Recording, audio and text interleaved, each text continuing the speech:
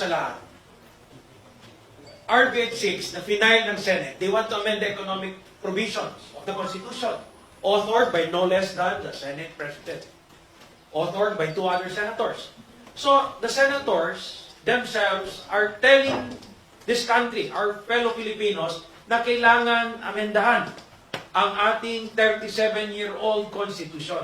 The House of Representatives also is in agreement that we have to update that 37-year-old Constitution. So, medyo nagugulan lang kung bakit yung discussion papunta sa People's Initiative na parang gusto lang, bakbakan ng isang tao. Why don't we elevate the level of discussion? Sabi nyo, RBN 6, authored by the Senate President, to amend economic provision. Anong sabi ng House? Yes, we are with it. We are with you, our friends in the Senate, in amending the economic provisions of this 37-year-old Constitution. So bakit, simulan na natin yung discussion, bakit parang, ewan ko ba kung may political motive na to stonewall again? Why don't we start the discussion on those economic provisions in the 37-year-old Constitution that has to be amended so we can help this country? Doon na po tayo dapat mag-debate, hindi yung sino nang katawan, sino nang papirme.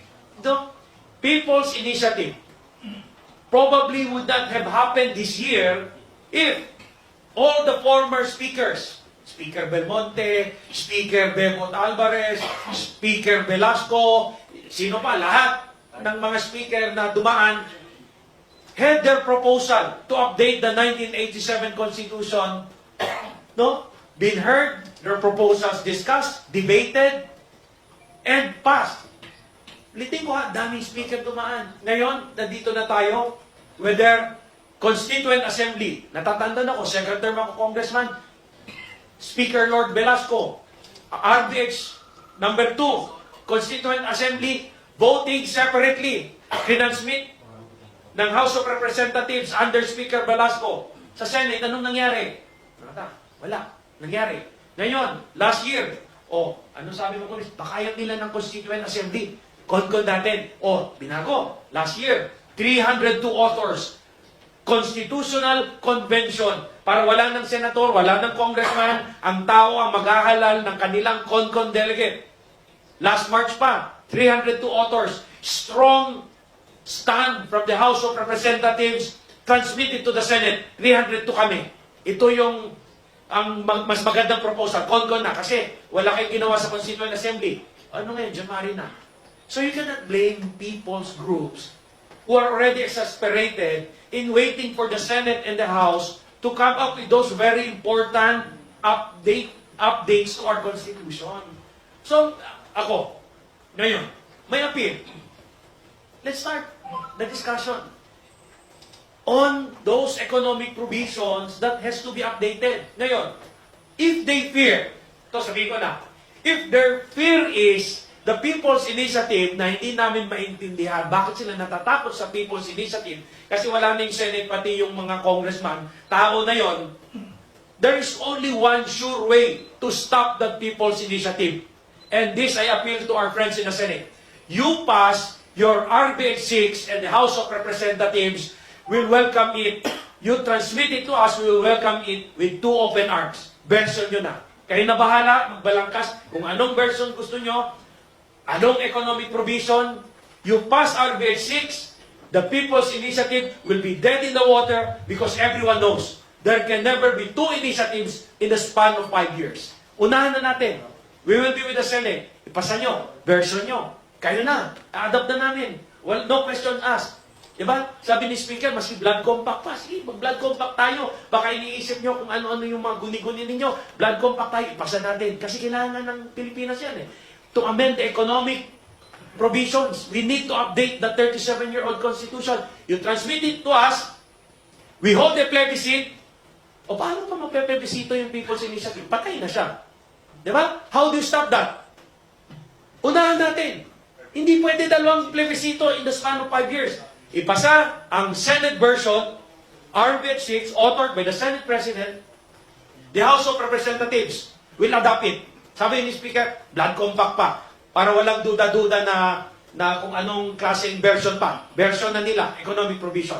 So, by that, ang conclusion, patay People's Initiative. Unahan na natin. Magsama tayo, Senate and House, let us pass those amendments which our country badly needed.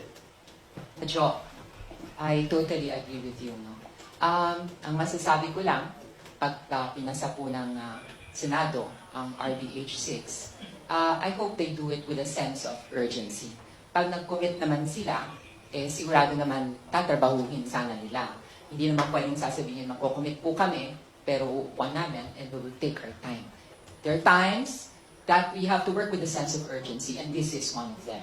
Our country needs reforms, and we should work with a sense of urgency. And definitely, we should not operate with the dynamics of fear. Irrational fear is never a valid motive to deal with our job dito sa legislation. Okay, i-add ko lang, ano yung urgency? Everybody knows. In each administration, if you embark on this kind of proposal, amending the Constitution, yung second half pala na yun eh. Kasi lahat is thinking of another administration. Everybody is in the mindset, if we would want to make this happen and not get left behind for another 6 years, we have to do it now. Kailan po yung now? Feb, March, bakit? Magpa-filing ng October eh. Lahat yan, busy na sa kampanya. Kung nabibisi nga sa investigasyon, what more for their national campaign? They will be embarking already, going around. So ano pa yung timeline natin? So we have to do it now. You don't do it July, August, September, because that is already the election fever. The election fever will be there already. So, we pass it now. Actually, version na nga nila. Hindi na kami magkikipagdebate sa kanila. Ano yung mga economic provision na pinopose ni Senate President, authored by the other senators? Okay na, pasa nyo na. Gusto nyo, transmit na dito February, okay na kami. Para matapos na kasi medyo masakit yung mga akusasyon. Whether may politika dyan, we want to perpetuate, or somebody wants to perpetuate himself in power. Nandun po yung version namin. RBH 6 namin, nandun po. Walang political doon eh. It's an open record. They can check the records of the Senate. It's open. They can check even previous Congress, RBH number 2. Economic po yun lahat. Walang political. So, let us not mislead the Filipino people. No? Let us show to our country that we are what? Pass RBH 6, everything else will be dead in the water. Yeah. Thanks for watching Part Neil TV channel. Please subscribe my YouTube channel. Follow, like, comment, and share.